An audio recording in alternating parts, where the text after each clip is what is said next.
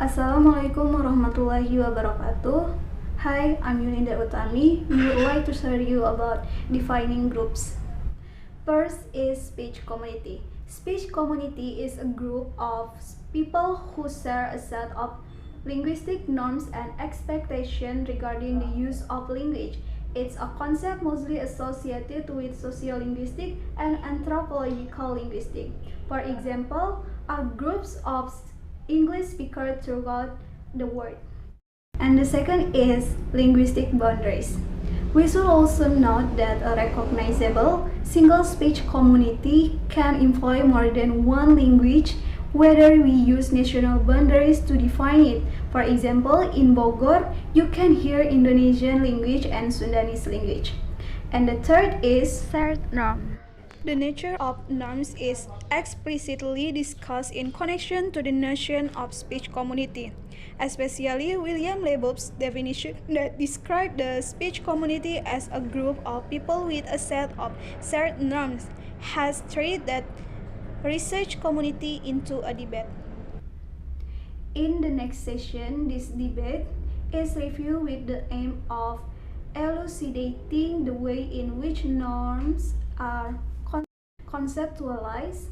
Fourth is communities of practice. A community of practice is a group of people who share a craft or a profession. The concept was first proposed by cognitive anthropologist Jean Leaf and educational theorist Etienne Wenger in their book Situated Learning, Leaf and Wenger 1991. For example, students work on assignment together at home. And the fifth is social networks. A social network is defined as either loose or tight, depending on how connected its members are with each other, as is measured by factors like density and multiplexity. Assalamualaikum warahmatullahi wabarakatuh.